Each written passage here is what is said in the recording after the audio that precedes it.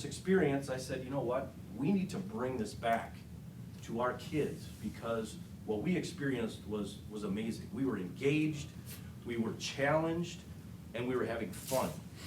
And so it took us a couple months when we got back working with Lego Education to figure out how they built this. And then we ordered all the pieces and we said, we're gonna do this pilot. We're gonna see what the reaction is from teachers and students. And so we went through, General public, you can see, there's a lot of different ways we set up our own 5 stations, the space experience. And the kids went through, and we had grades 3 through 5 as our pilot in each elementary school. Designing and engineering, And all the of kids which had to means go they need through to conduct their and they research could and get points experiments. for completing the task. And then at the end of the day, the class with the highest amount of points, we gave them a Lego trophy that they can have proudly in their room. And the kids had so much fun. We had such great positive feedback from teachers. The kids loved it. And every time we go into the schools now, they say, those are the Lego people. And so we're recognized as being the Lego people now, where you can actually learn and have fun at the same time. And that actually happened to me today. I was at a school and I was doing a Lego experience, and that was actually the class that was at one of my schools, and they said, "You're the Lego lady, we won last year." So, integrating this 4K that is a Lego program that they have. And we have some examples over here of these kids that go from elementary all the way up to high school and all the different things that you can do. What you see here were some elementary students doing word families. Where the train goes around, you've got, these are blocks that you could tell the train what to do. So obviously red would mean stop, but they have different colors too, and they have to place which block should go here. They stop it, they pull off a letter, put on the right letter for their word families, and they start, instead of writing it on paper, they can actually interact with it and do their word families. And they absolutely love this. So this is something that we do at the early grades. Then you've got different challenges. 40. No, let's do 50. Yeah, 50. Let's go 50. 40. No. That the kids have when they are doing this, and again, this is coding that they are doing. And I will tell you that a lot of teachers come to us and say, you know, that student over there was one of our most challenging students. They are so engaged. Can you come in here every day? Because they were dialed in to learning, and you don't have any issues. You don't have behavior issues when they are totally engaged. And along with that, I had the teachers I was working with today say there was two partners that were working together. They said the one girl doesn't really talk a lot in class, so they thought that the other partner would kind of take over and lead in that group. And it wasn't. It was that student that really didn't verbalize a lot within the classroom that was kind of taking the lead with her other partner in trying to figure out and problem solve the activity that they were doing with the Legos today. So again, this is 6 through 12. These kits are for. They have different hubs that power the Legos. And again, we use coding, and you can use coding all the way from block coding to Python. I mean, so it can get very sophisticated. And so this was an experience that we created that was custom. This was actually a carnival that the students could go through and had to do all these challenges. They got tickets when they completed it. And again, at the end, they had some popcorn. They had a blast, and they learned code as they were going through it. So now that you've seen all this, I think it's better for you to understand if you actually do a little bit of it. So we're gonna come around, we're gonna give you a kit just for you to experience it, and you can partner up, and you are gonna do a build for us, and then we're gonna give you a little bit of coding to go with it, just to show you that you can do this, and you're engaged as you do it. So we will bring over the code, the kit, and then we'll just, what's nice about this, is there are over 400 lessons in the Lego Education portal.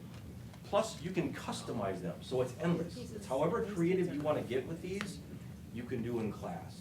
And when they align with the standards, and we are just so incredibly happy, and we're just gonna continue to integrate this into our curriculum. So go ahead and, I'm gonna guess it's gonna take you 9 minutes to build this, because I tried it, and it took me 9 minutes. So, and I'm probably a good measure, because it takes me forever to do some of this stuff. It's just gonna walk you right through, step by step.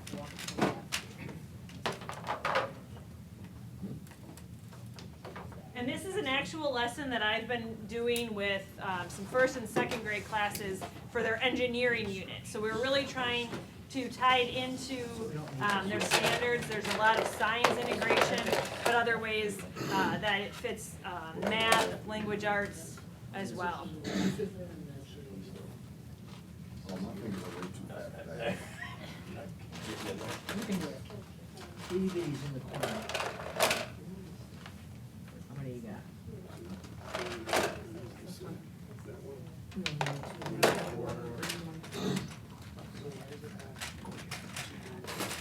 I don't know. We need four grades.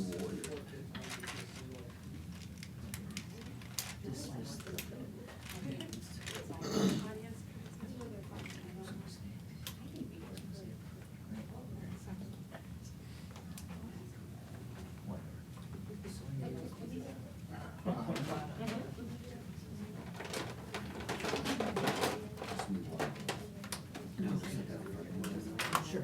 Ma'am, That's gotta be Is square. this like a competition, who go fastest? No, There's no prize. although they are beating you. They're not. They're not. Sorry, thank you.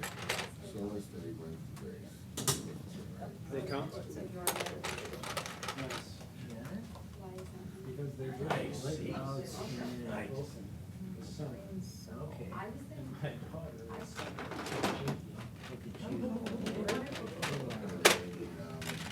She still tells me. Yeah. So if you notice as you're doing this, there is collaboration going on, there's communication, there's creativity.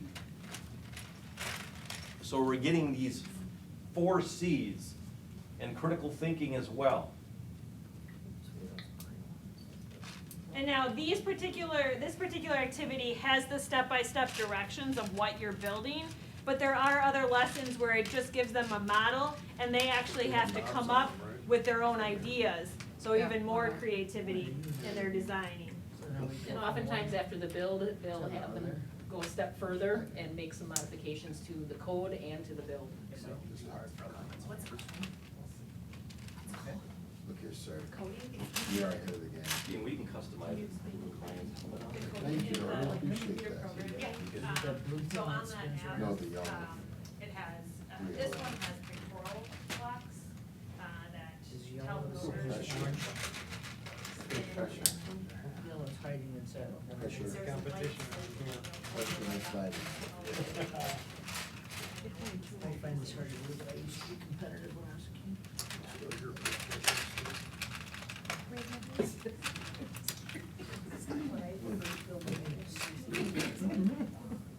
Just when I saw 3, it's Yeah. a number, Right. that's all you need, 1. Yeah. But I'm looking for the blue piece. But no, I did this one with It's already second on. grade yesterday, I've done it with first grade. Oh, the gray one. Hey, Mark and Rebecca, they need you guys I can upstairs. explain it. Are you guys lacking behind? I wouldn't say lacking behind. Some of us are But it older was than like- others. We're a little thorough. It's just. Meticulous. Yeah. Gray. So, Get up and walk. Or is that- No, I think. where you can go. Yep, that's the ball. Get into the. And then we need to- I know, and I'm like, oh, Does it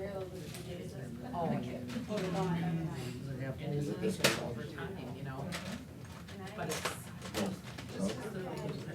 He did. It's a lot better. Look like animals on top. I'm looking for a green one that They sell the. So, is there holes? especially when it's kind of the one you need. All the long green ones that I have a video piece, but, I mean, it doesn't look like it was. I didn't, that was super cool. You don't rock with it. The first time, Yeah, today no, I would for the sake of- hold up my I desk. I don't see green salad. And I see it's one more, and then I turn the code on and it starts to go away. And they would just, I mean, like, it get like it's plastic, but it's just that it's a building block thing. Yet it's-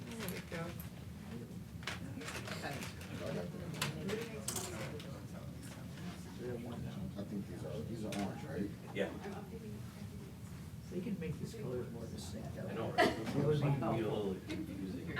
It's a color line. If it works. Have you ever tried this? I only have trouble. It's cool. so, yeah, if you wanna pick out a person to put on your ride, so this is a, it's designed to be a carousel And real ride. dark, like dark green, navy. I'll have to bring them down and check them out to see I just see the colors. Kids have, well, this is Got dropped summer in school. Mm. So this is where you lose My brother. He's got a master's in IT.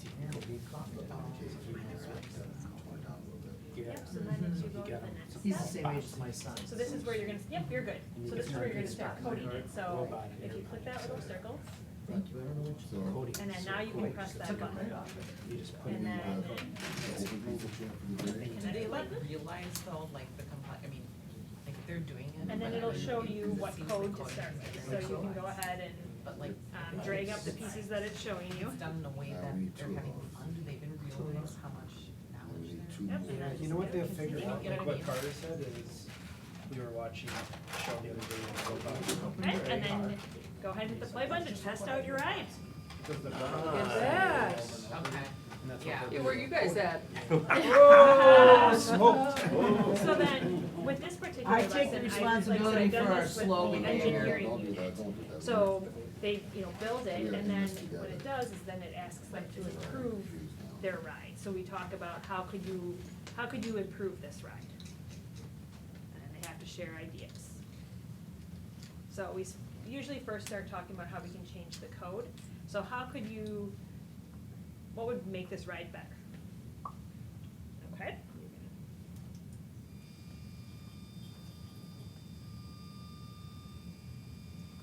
There's actually a for-profit.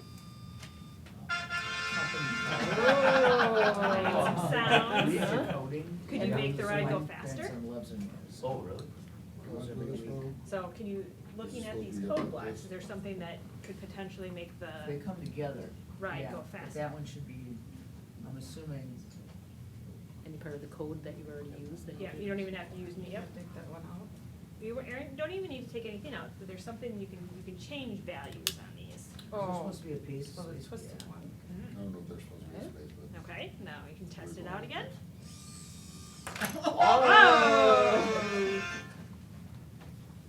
I don't like So hearing yeah, the so sound. we go through and Yeah. usually they're, That's oh, we the wanna sound make the of ride wind. faster. Your, we your wanna make cheering the is ride demoralizing me, longer. just so you know. Sounds, could you change the sound?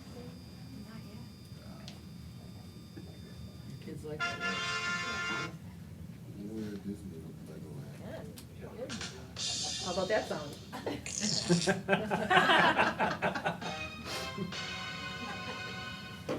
Rematch. And then, on this one, so, after we kind of play around with changing the code for the engineering, then they're given time to change the design. This is where more of the creativity comes in, because they were kind of told what to build at first, but then we let them have time to use, the remaining pieces to somehow, redesign or add to, their ride. So I've had, they usually like making it taller, and then students, make it on the side, flip these upside down, so the riders, upside down, and, I don't know if this goes here. Well, I'm looking for the long Oh, way. that one go with that long way. they're still working.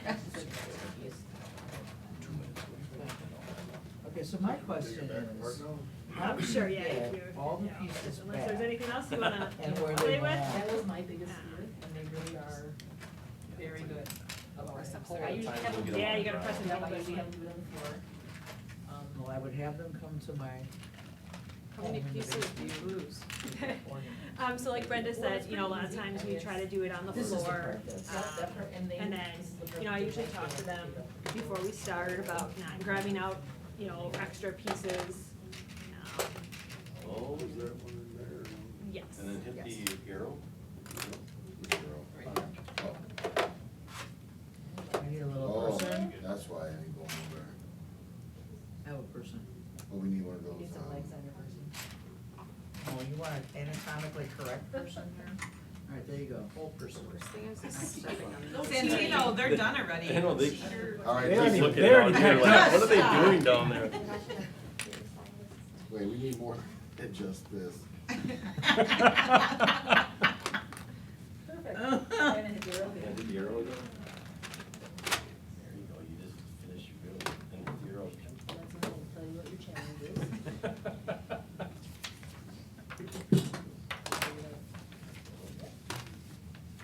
Listen, Disconnect.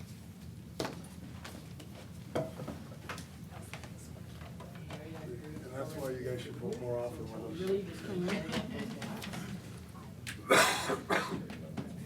is that the code? Yeah, that's a block code. And then you can test your program by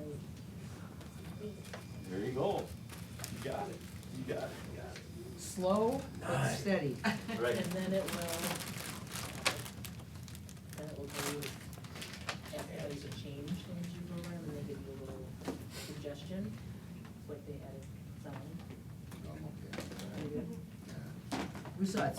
You can take it to So that just gives you a little bit of a taste of what kids go through, and how you can change things and how you can challenge them with these Lego kits. And again, we are going to incorporate this throughout the school year in all grades. The coaches, their schedules are booked because it's like someone catches wind of what's going on, or they listen to a class next door, and the kids are just so engaged. And then they inquire about, okay, how do I get you into my classroom? So they are absolutely booked with Lego stuff, and thanks for being good sports, and just wanted to give you an idea of what we're doing in our classrooms for this year. Thank you. Do we get a trophy? We need a Lego trophy. No, you don't get no trophy. You get no trophy. Trophy, we're not giving Mark a trophy, God knows what. We'll see what we can come up with. Should I just put it on the board? Yeah.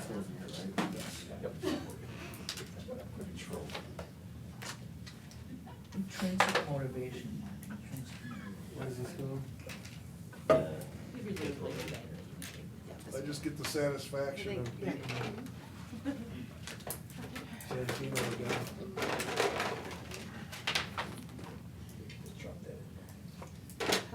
So much I wanna say right now. We're gonna be grown-ups. So, thank you. Thank you That was very way- much. That was Thank way you. fun, thank you. Good. He actually gave them their stuff first. Is that it? Was that the difference?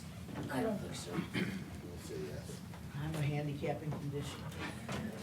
Yeah, the bad hand. Slows you up. Thank you. Thank you. Thank you, appreciate it.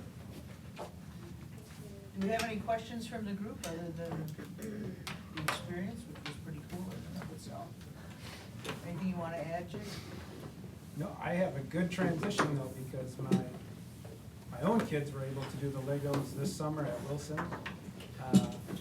And absolutely loved it, so it's a great, obviously it was the highlight of their summer.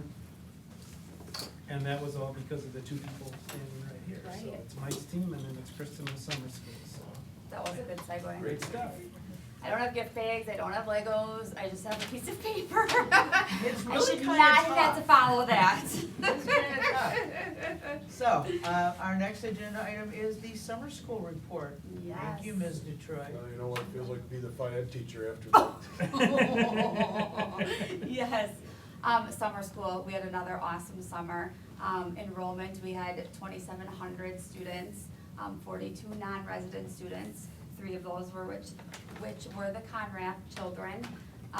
Just some really cool programs this summer. We added the Lego program in, like Jake just said. We had ML programming, multilingual programming for some of our refugee students at the elementary level and at the high school level. We did something different this summer too with our rec department classes. We offered them for just a week at a time, where in the past we used to do them for 2 or 3 weeks. And then a lot of times parents wouldn't sign their children up for it because, let's say we have a vacation scheduled during the second week of it, well, we're not gonna sign up for the whole class. So we did them for a week at a time and got a ton of really positive feedback and a ton more students that signed up to take the courses. Something that's not on my report, so we had 2,700 students, 2,705, and then 42 non-residents, but we had over 6,000 Skyward entries. So each class that a child is registered for and that they attend is considered an entry. So let's say that I have my child in like the remedial academic side of it, but then I also have them signed up for volleyball, that would be 2 entries. So that tells us that of those 47 students, some doubled, some, tripled, just, so we had over 6,000 classes that were taken, if that makes sense.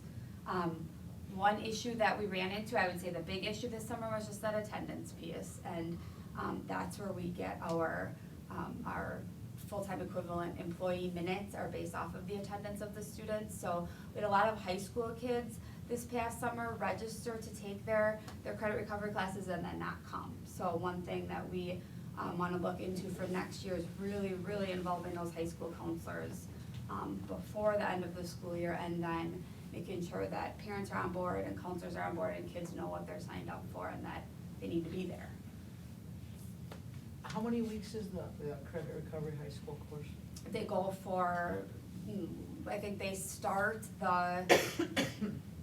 let's see, we start on a Monday, I think they start the Thursday prior to summer school and then end at the same time, so with that week of the 4th of July in there, you're looking at 5.5, 6 weeks over the course of it. There are some courses that are run though, that once they finish their coursework, they can be done, if that makes sense. So they may not be going for the full, does that make sense? So they can get a whole semester's credit in less than 6 weeks. How does that work? How do you get an equivalency there? How many hours a day are they getting? Yeah, well, so there's seat time, there's a lot of ways to look at that, right? You can look at it from a standpoint of the kid sat in the class and he may have failed it, but he got a 50%, so he got half of it, so he only needs to make up half of it. That differs by student, but that's a pretty standard. I think we're a little more rigorous than most districts on that, to be honest, when we see transcripts from other schools on what they do for credit recovery. So is it like 3 hours a day? I think it's 4. 4? Okay. And do they have a certain number? I know years ago, they used to have a certain number of absences and then they dropped them. Is that the case? I would assume so, I don't know what that number is. I think the issue this past summer was that some just didn't come at all, like Yeah, registered for it. it was more and the just- ones that just It never was more showed than, it yep, up. yep, Okay. yep. I mean, we're basically trying to do everything we can at this point to, help the child get that credit recovery and, Well, yeah, I mean, it seems like a pretty good deal to me, absolutely. You know, Mhm. and are any of them structured such that they only have to do the things they missed, or does everybody do the same? Some of them are structured that they only have to do the things that they miss. So there was an AP history one this past summer that there were only 4 students that were signed up for it, but it was structured that each one just had to figure out what they had missed and work with the teacher on that. Anybody else have a question about summer school now? Well, I think the numbers look great. Mhm. The enrollment's great, now we just gotta get the high school kids to actually go. Great. And they do have the online option with that too, so they can do that through Warner too, so we're giving them lots of options. Lots. Mhm. And you see it in our 5, 6, 7-year cohort rates for graduation. We do real well in this district of getting kids through, even if it takes a little more time because we have those options, so. Good stuff. Thank you. All right, thanks. Appreciate that. Yep. And lastly, we have the bullying report from Mr. Conrad. You wanna come up? Kelly pulls the data. Thank you, Kelly. support us on this too, so we're appreciative of that, but essentially, I think it kind of speaks for itself here, and, you know, the middle school number's up a little bit, elementary and high school down. Kelly and I talked through it, said, is there anything that really jumps out at you? And we did our takeaways and our recommendations, but pretty straightforward. The challenge with bullying every year is always who defines it, who puts it into the computer system, and how it gets recorded. So really trying to get that consistency with our administrators is probably the biggest challenge we have, to having good data here. But I think we feel pretty good with the trend line on these numbers. Anybody have a question? I just would like a little clarification of the difference. To me, harassment seems like a form of bullying. If there's a clean line between those, what is it? So our harassment is a separate office discipline referral, and it's specific to protected classes. So what the government tells us are considered protected classes, right? So race, ethnicity, religion, gender, and so on and so forth. And so when we are processing behaviors with students, we are listening for the protected classes and what is being said or done, and if it's specific to those classes versus bullying being, what's a good example of bullying? How would you? Right, repeated bullying is you're gonna repeatedly pick on a kid or whatever. Mhm. Johnny, you, But that might be because of one of the protected classes. Right. So then how do you report? it's gonna depend what it is. If it's Johnny, you stink at soccer and I'm gonna make fun of you every single day for that, that's one thing. If it's, you know, I don't like the color of your skin or something like that, it falls under a different thing. And our policy is really clear on the difference of those two. Our administrators are trained by our attorneys on that. We're trained by our attorneys on that. I usually, at least I get it reported to me, and then we handle our investigation in accordance with Title IX or Title VI or whatever title it's gonna fall under. We keep track of both. This report comes to you as it's a part of our policy to bring this to you. Our harassment data is reported to the state. So we are keeping track of that, the very similar type of document, keeping track of where it's happening, the type of harassment that is occurring, and that kind of thing. So we are keeping that data year to year as well. And then based on that information, what intervention do we use? It depends what we see. Informal and formal resolutions for harassment are usually a handful a year, and they're usually, it's not, if we see something across a district, like we had an issue at a middle school that was concerning to us, one of the corrective actions was all school assemblies, right? Bring kids together, talk about what the expectation is for behavior, why this isn't, you know, da-da-da. So that, in that instance, it made sense. In another instance, it may be just between two kids at a school, we're not seeing it being pervasive in school culture or anything like that, and then it gets handled a little differently. So each one of those is different. A lot of times, if it's something where I think the district could have exposure, or we need to really make sure we handle it correctly, then we're working through with our attorneys too. Does this only apply to what happens in the class, in the building? Or what about in the community or online and that kind of? Yeah, it's really hard when you get, so what they talk about is there's a nexus, right? So if a student looks at another student in school and starts telling them they're gonna beat the crap out of them, da-da-da-da-da, and then they walk outside of school, they get off school grounds and they pummel them, there's a nexus there where we can say, we're gonna hold you accountable to school consequences because it started in the school building. So you can do that when you have that nexus. If there's no real link there, if it's not happening, if there's not bullying leading up to it happening on school grounds or something like that, then there's very little we can do. So you'll have some pretty serious things happen in the community with students, and there's very little we can do other than make sure kids are safe. But that doesn't mean we get to punish the kid for it or anything like that. It's just we can put in safety plans. I mean, I saw a thing posted online this week, and it was clearly middle school kids, appeared to be on the south side. It was McDonald's and bowling alley, and it was one of the most sickening things I've seen in a very long time. People, the kid who was being picked on was being attacked by a group, he was being kicked, people threw things on top of him. It was the most disgusting behavior in that age group I've ever seen. And I don't know for certain that those were our kids, but I think there's probably a decent chance of it. And I looked at that and I thought, what can we do about this? And how is that boy supposed to go back to school tomorrow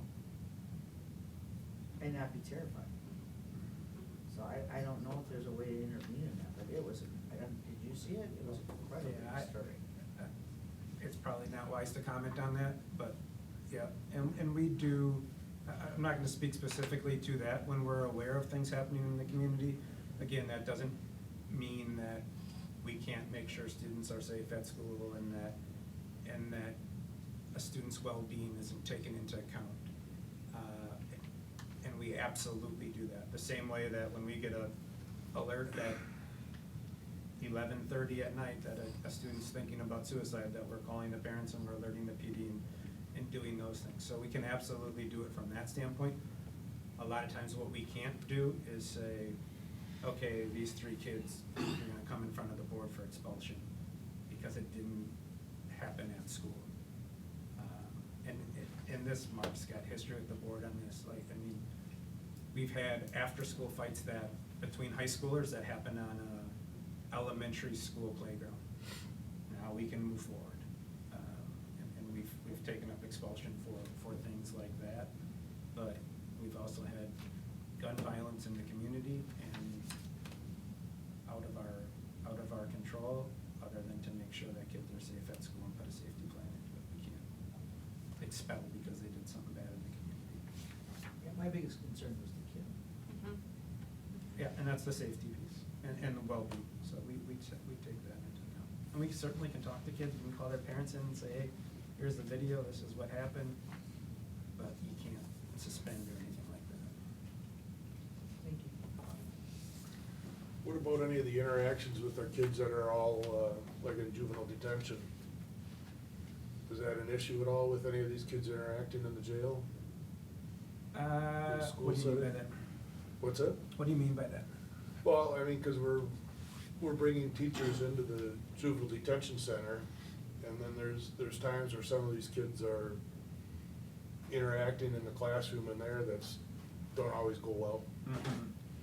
Yeah, that is almost always a loss of privileges within the, at the detention center. But then, yeah, we talk whether they will continue to get services or not. That would actually be maybe a good topic to talk about sometime at a C&I meeting, just to understand what we provide to those kids and who they are.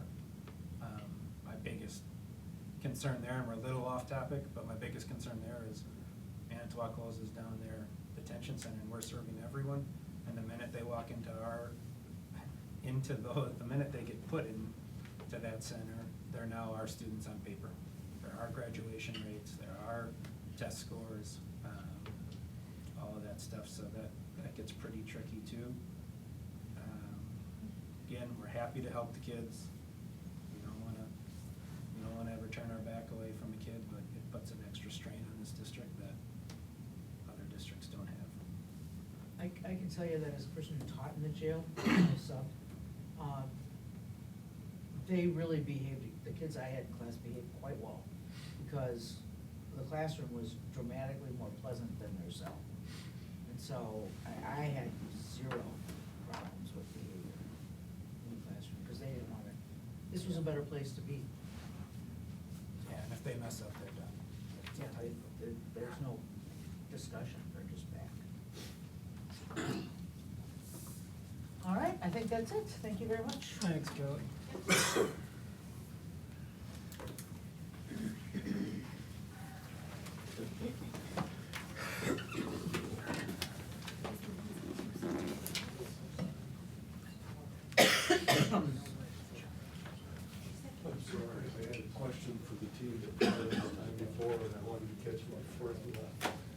just Lego caught up, right? That is a I very just- cool program. Well, I wanted to hear him speak to how this goes across the language barriers and stuff too, and they said it's just phenomenal. I bet. And they said, and these kids that are on the spectrum and are self-isolated, just flourish on this stuff. It's just incredible. Well, and you know, there are companies like Microsoft that really specifically want to hire kids on adults on the spectrum because they have such an insight and they are able to apply this. Our oldest grandson's on the spectrum, and he's coding with the genius. You know, he goes to something in Madison called ninja coding. They get levels and they get belts and whatever. And he's a kid who's in sixth grade taking math. That's his thing. Yep, no, His if you social. find something that some of these kids have an interest in, and Legos is kind of across the board. And Oh, yeah. especially for some of these special needs kids, they just flourish on it because it's something they're so familiar with and that they, It's amazing. Well, and they're, it's like, I think that they don't often realize the depth of what they're learning. You know, cause it all looks very fun or whatever, but that coding part can be complicated. Oh, You know, absolutely. so, I mean, it's, Putting together a complicated, I don't know if you've ever had a kid who tried to do one of those big, just a Lego project without the coding. I threw up my hands about 20 minutes into it, and it was like, oh, come on, yeah. Legos have been around for 40, 50 years, and why did it take us this long to figure this one out? You know? But it's a cool angle. Oh, yeah. Definitely. And do they like sponsor, I mean, do they pay, how much do we pay to get that? I mean, it's great name recognition for them. They said it's about $300 a kid, and then the kids from second through 12th grade all have Chromebooks. They just send out a link to get the, so it's not even like you have to get very many additional iPads or anything. Nice. Yeah, cool. Pretty cheap investment for all the, The more you can make learning fun, the better result you're gonna get. They still upstairs? so I don't know how long your second meeting's gonna be, but if you still got it, you're having a good, Yeah. it was good to see you. yeah, hopefully pretty quick. I have, I'm on this timeline of meds with my son. And my son's not coming home, so. Is your dog like chronically on meds or? Yeah, forever. He's on peanut, now we've added peanut butter to the mix. Seizures? Scrolling. But, so he was, Capra, which is an adult form, adults would take it for seizures. Okay. They just found that it works well with dogs with little side effects. Okay. So he's on the max of that, I mean, we started out with 250 and we're up to 1,500. Five, just turned 5 in June.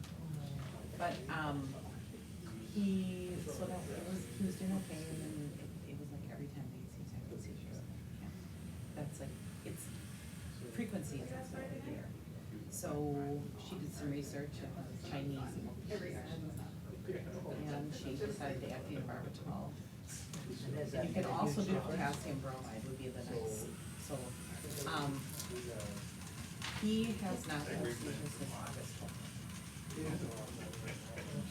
So that's a big. It's a wonderful improvement. However, the phenobarbital,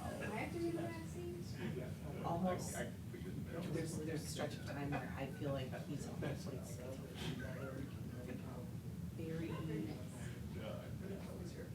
I don't know if his just sensories are at such a high that it's like, he'll get any little noise, any little, he's petrified, he's shaking, he's nervous.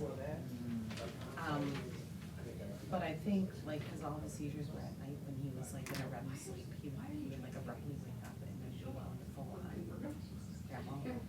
So interestingly enough, I mean, cause I'd become a light sleeper, cause he's usually not with me. I can see how the phenobarbital works, because it's like, he'll be in a very deep sleep and he has not.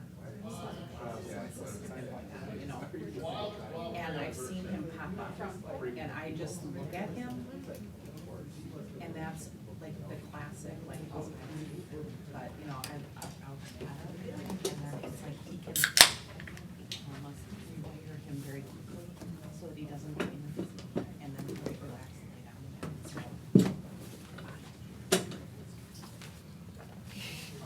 There's always a trade-off. Hey, Zach. We played with Legos. Ryan, welcome back. I'm not gonna see you forever. I know. Well, I was mourning the success of your Lions, so it took me a couple of meetings To look at me? yeah. It's okay. Nah.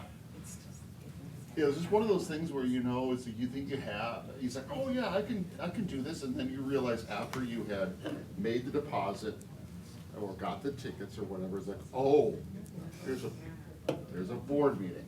Right?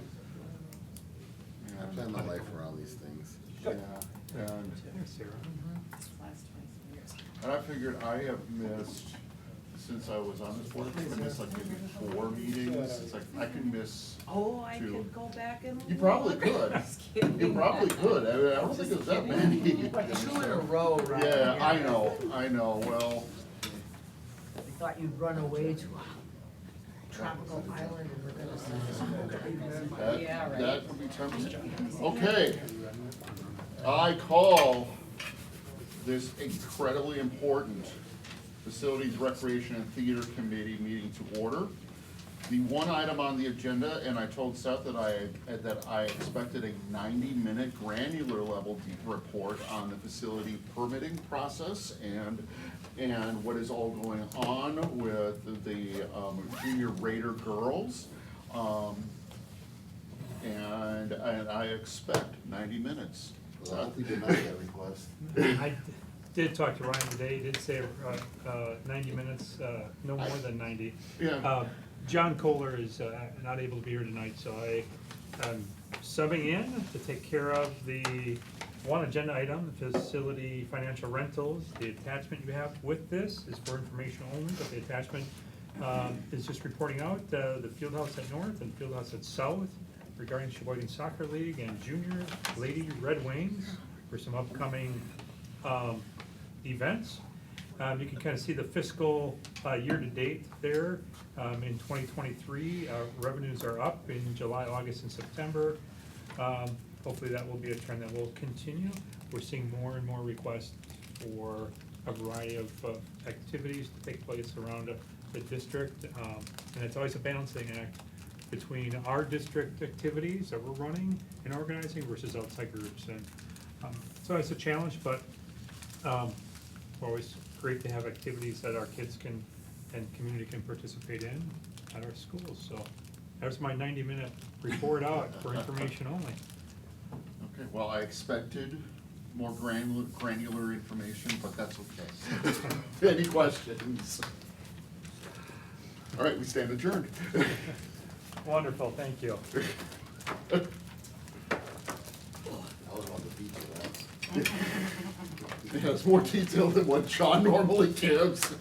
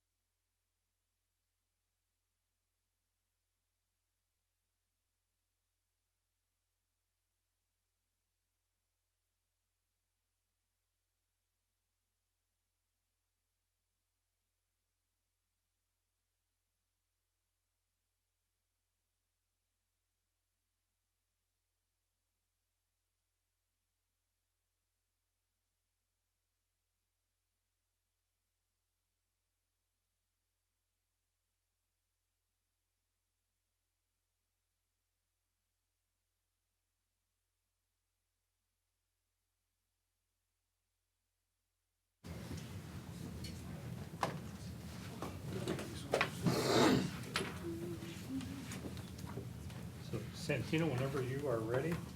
We'll have to wait for Rebecca. Oh, I'm sorry.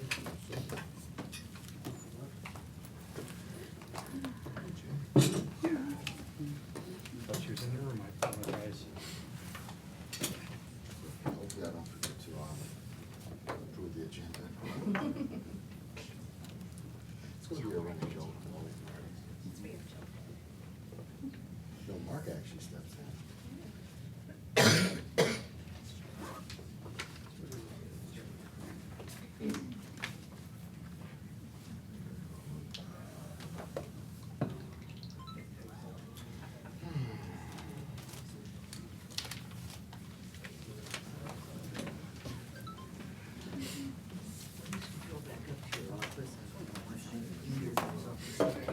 Five man. He was ready for major surgery. But thank you, I appreciate that. I bled on my agenda, I bled on my keyboard. What sacrifices I you was made gonna say, to be a it's board commitment. member. My computer All right. attacked me. Well, that's not a technical computer. And then the guy ripped off a section of it, the tech guy. He knew what he was doing, he just ripped off the broken part. All right, I would like to call to order the committee of the whole agenda. Next stands for the Pledge of Allegiance.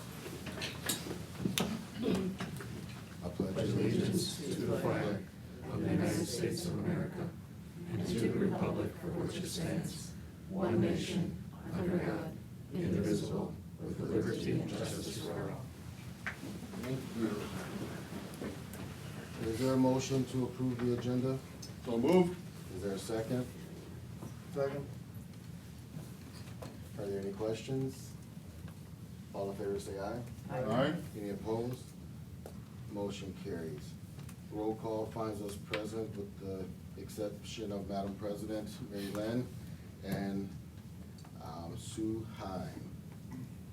Next, we have the South High School Flexible Schedule Review. Jake Conrad, Mr. Formolo. Bless you.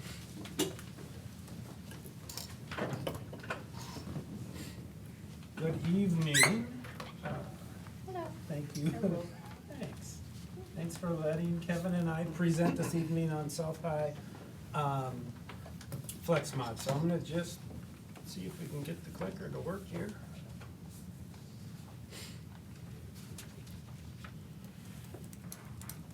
I got nothing, so. Did you turn on the sign? Yeah, oh, we got it. Just went for me. I'm gonna take the first slide here and really explain what we tried to do from an S&I standpoint. And history here for FlexMod, obviously, it's been in place for a good number of years, and Kevin will explain that. And kind of the process they went through with the previous board related to data. But really what we wanted to look at South Mod, with FlexMod at South, was really the growth that students get, and what we see in the 9 through 11 cohort, right? So that's kids at where they come in 9th grade and where they end in 11th grade. So it's not comparing this year's 11th graders to this year's 9th graders. It's comparing apples to apples, where they were in 9th grade, how do they transition 10th, and then finally where they landed in 11th, which is the last year that we test them in. So full disclosure here, we use the data that we can get, which is through 22-23 for South and for the state of Wisconsin. We can't get that data until this morning for Kohler, Howards Grove, Lewisburg, et cetera. So it's not a perfect comparison, but we gave you what we got. And what you see is South, for math, they see a decline between 9th to 11th grade of 6.45 percentage points, and for ELA, 1.1 points. So really what that means, and I always tell people, you have to get off, and that's why we put the other county schools, the percentage of students advanced and proficient it's just a made-up number. Where they put those cut scores it's different by every single state. States will change them depending on the politics and what's going on. So it doesn't mean that kids are learning less 9th through 11th grade across our state and across it's just those cut scores are different. And when you get to 11th grade, what you know the cut score is it's the ACT benchmark for college ready. And what that is it means a kid's going to get an A or a B in the first college class that they take in that subject area. So that's a pretty high level cut score. So that's what this looks at, that's what this data is, and really what we wanted to drill down with at South and try to put into a simple thing for you is that we don't see anything in their data that necessarily makes us feel like FlexMod is the best thing since sliced bread. We also don't see anything that makes us think that FlexMod is failing kids. So it's really hard to decipher that. We look at different groups of students. Does it work better for some students than others? One thing you'll hear with FlexMod is it works really good for the students at the top, not so good for students that struggle. The students in the bottom 20th percentile at South, they do pretty comparable to the students at the bottom 20% of North. So it is what it is from a data standpoint, but it was really hard to find data one way or another that would say conclusively that FlexMod was or wasn't an issue. I'm still trying to understand this 9 to 11, I get that. But basically every school that's listed has a decline. Is that because the standards that they're held to in 11th grade are so much higher? Probably. Or why is that? Because you don't know what advanced and proficient means, right? Advanced and proficient means something different at each grade level. I can tell you that we looked at, we don't STAR test at this age, but when we look at STAR testing at the elementary and middle school levels, the STAR test will give students a percentile ranking, right? And that's with their peers, so that's with the other millions of kids that take the STAR test nationwide. And in 3rd grade, to be advanced or proficient in Wisconsin, it might correlate to 58th percentile. In 4th grade, it might correlate to 72nd percentile. In 5th grade, it might be at 82 percentile. So why do we even do this? The testing? Well, I mean, this measurement, if it. Because it's apples to apples, kid. It's gonna show you. No, but I mean, if it's not accurate, it doesn't really show you anything. It's very. That you can do anything with. You know, it's very accurate as far as showing you the difference in growth between students. It's extremely accurate. I could add 50 points to every single one of those numbers, and it would be the same thing, and it would tell the same story. It would look better. So nobody's growing. That's exactly, and that's what I'm trying to explain away from. Students are absolutely growing. What I'm saying is that the standards are probably getting more rigorous, and how the percentile that you have to hit to get there gets higher. But what you can do is you're gonna look at Wisconsin and you're gonna see on average, across our state, from 9 to 11th grade, students lose 8 percentile points. If that was +8 or -8, doesn't matter, because then we'd see probably a +12 at South. That's just numbers, but as far as statistically, standard deviation, all that good stuff, we're in a good place there. And it tells us an apples to apples comparison. So the numbers aren't important to me, it's where we fall on that, and what this tells us very nicely is how we do in relation to our comparables. So these scores, in my eyes, the way I'm looking at it is that, Alex, right, is the math correct? Those extra pieces are helping us get those good numbers, right? Compared to A lot other of different schools? pieces. There's a lot that goes into test scores, right? Because I'm looking at other schools might not have the rigorous math curriculum that we might have. So obviously those numbers are gonna dip based on the curriculum, but the state standard test is always the same, right? Right. And you'll hear examples of states where they'll pass the legislation, like you watch, we pass Act 20 for reading. If we want to prove that that's beneficial from a political standpoint, it behooves us to make the advanced and proficiency, what you have to hit to be advanced and proficient, easier, so that we can say, look, it worked, more of our kids are reading at grade level. It's not reading at grade level, it's advanced and proficient. You put that wherever you want to, and it can change on a yearly basis.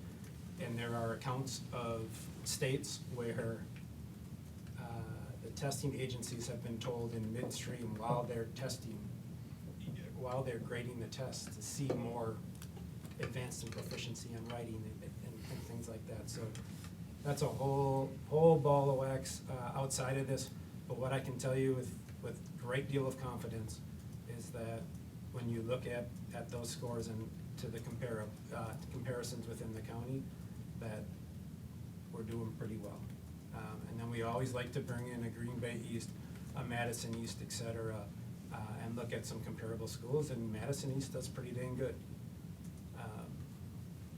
And that's kind of a deal where we see a good comparable school for South that has similar demographics that I'd like to have their scores. Green Bay East we bring in because they crushed us. They had 100% growth. They didn't have 100% growth. That's the fuzzy math that the state report card uses. And you can see where we fall with them on ELA and math. So data-wise, that's the easiest one-stop shop to help you explain what we see at South as far as growth across 9 to 11. Any other questions on that? So really, just the idea is that with these scores, because they are state scores, the state says this is what advanced and proficient is. So in this case, they are comparing apples to apples. Like a student at South is, for the state's purposes, the same as a student at North is the same as a student at Random Lake, saying that this is where they should be at. So really, it does kind of show that, at least for the county schools, North and South are doing reasonably well, in the math, and for the ELA, South is doing better than the state average, and North is not. But again, you're right, they can change that at any time, depending on what happens in the legislature or the feds. And that's what's nice about the benchmark. They can change it anytime, but the numbers are all gonna correlate. Mhm. We're gonna see the exact same thing, so. Because the numbers are changing for everyone. Right. Does it matter how big your school is? Sure. I mean, I would think Madison East has an advantage in these numbers, in the sense that they're a much larger school than Sheboygan South. As far as if you have a group of kids that struggle.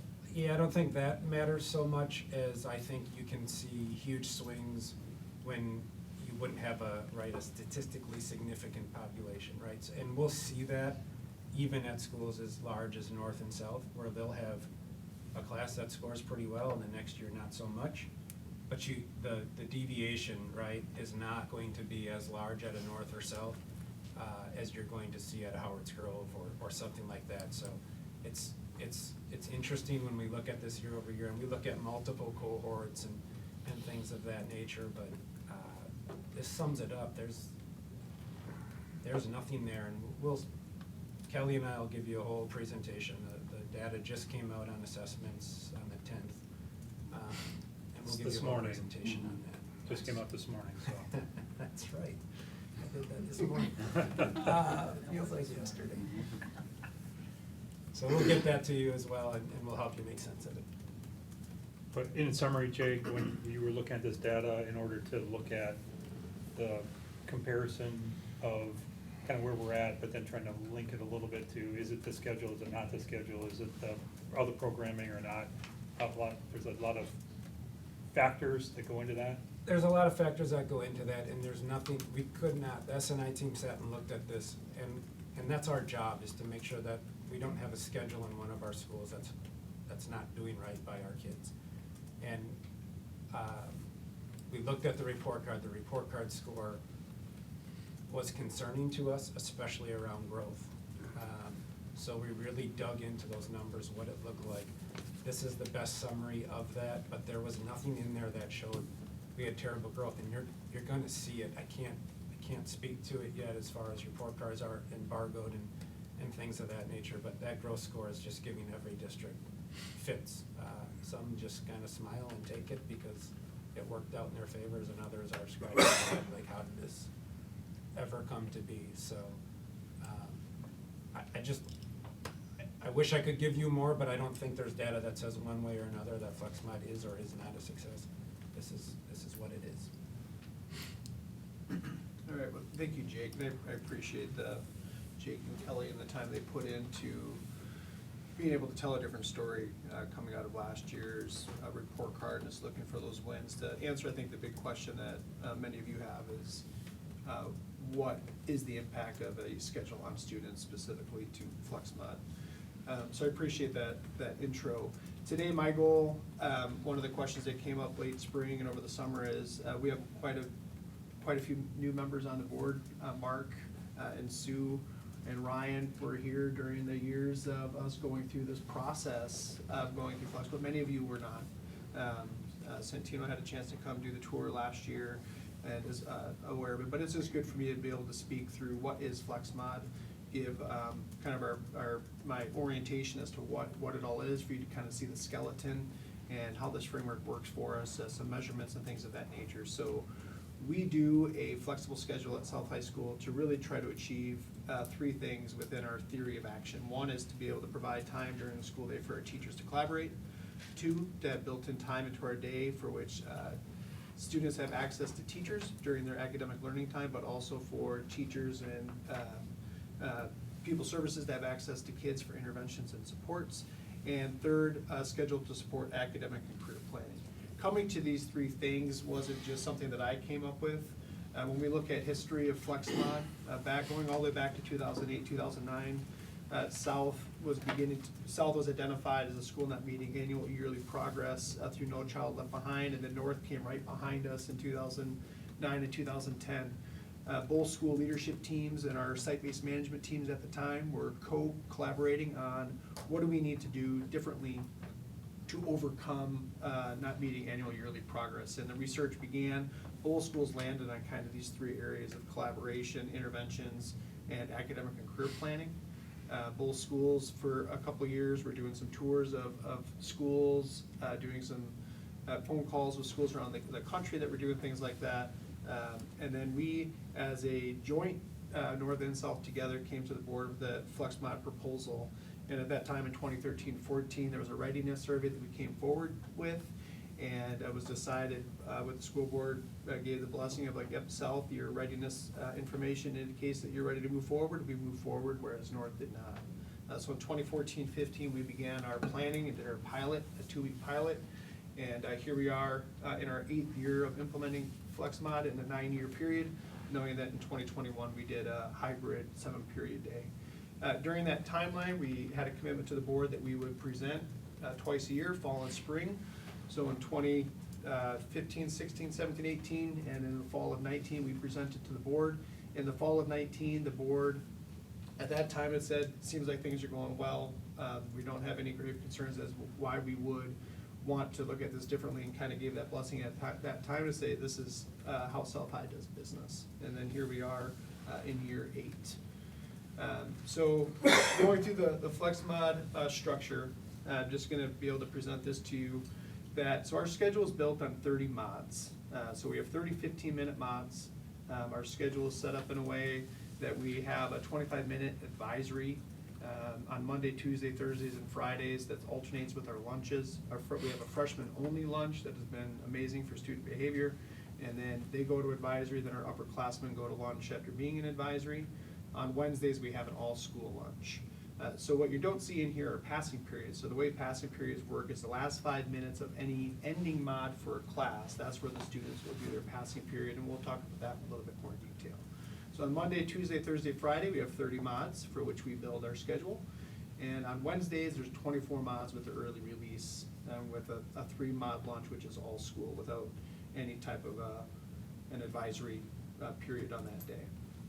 So when we look at a student schedule, this is a PDF version that all of our kids are able to see in their Skyward portfolio. This is what their schedules look like, and there's also a readable version in Skyward that kids can see, but this is proven to be our best tool for kids. So what you see here is a kid's schedule for the week. A student's schedule in FlexMod will be the same from week to week. So what they do on Monday will be the same every Monday. Where it differs is what their schedule is on Monday will be different from Tuesday, and so on and so forth. So when we talk about this in terms of classes, every student at South is still required to take a minimum of 6 academics. Some of our students will take 7, sometimes even 8, with the flexibility in the schedule. But a course, a half credit course in a semester, or in a semester will meet for anywhere from 14 to 16 mods if you're in 10th through a 12th grade, and 15 to 18 mods if you're in the 9th grade. So we increase a little bit in the instruction at the 9th grade level. So a way a course will work out, the example that I have here is English Language Arts. It meets 5 days a week. On Monday, it meets for 4 mods, so it's essentially a 60-minute class. The last 5 minutes is passing period, so it's a Kevin, 55-minute class. Is that the Yep. blue one with the Yep, black? the blue with the black box Okay. around it, yep. Just wanna make sure. And then, Slow down just a little bit. Sure, I'm just trying to keep my 15 minutes, but I'll slow down. We're past Per the lobby, yeah, okay. So on Monday, it's 4 mods. It is a 60-minute class. The last 5 minutes is for passing period, so it's a 55-minute class on Monday. On Tuesday, Wednesday, Thursday, and Friday, it's 3 mods, meeting for 45 minutes, but the last 5 minutes is passing, so it's a 40-minute class. So the length of the time the classes meet from day to day can be different for any class. This is the way English meets. Other classes might be different. It might be 4, 3, 4, 3. Some teachers will do 3 mods every day of the week and meet 5 days. So the time length of the class can differ from day to day. The other thing that is unique about our schedule and what we're able to do is that we are able to differentiate the size of the class. So on Monday, that is a small group class, your traditional class that meets with 25 to 32 students and has a single teacher in that classroom. If you look at this schedule though, on Tuesday and Friday, those are medium group classes where there's 2 teachers team teaching a group of 45 to 60 students. On Thursday is a large group instruction where it's 3 teachers co-teaching anywhere between 75 to 100 students in our LGI space. So it's a different length of time that the class meets. The class can meet within a different size. So we do discussions that are 10 to 15. We do small group, we do medium group, and we do large group. The other thing that you will see in this schedule is that where the students that you're with on Monday will be the same students that you're with every Monday, but the makeup of that class changes them throughout the week. So the student group on Monday is different than the student group that's getting together on Tuesday, Wednesday, Thursday, and Friday. You'll be, again, the schedule's the same from week to week, but the makeup of the students will change from day to day. And that would also include then the teacher. So in this particular class where there's a lot of team teaching, the students are probably seeing a lot of the same teachers. But there's, in a class that doesn't do medium or large group, they could have 2 or 3 teachers throughout the week. So what we do is one day of the week is flagged as the grading day. In this particular class, for English, Monday is the grading day. So Mr. Matthews, who's listed in that, he's the grading teacher. He's the one that shows up in Skyward.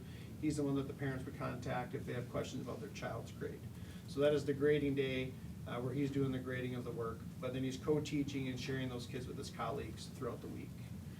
So there's different ways that classes can be phased. This is the more traditional way of doing it where you're using those large group spaces, medium group spaces, doing discussions. Other teachers will phase differently in our elective areas where they might just have the class meet once a week. In our tech ed area, they might just meet for one instructional class, and then the rest of their week is resource-based. So based on where the kids' academic learning time lines up, they will have required mods that they're in that resource space to work on their projects.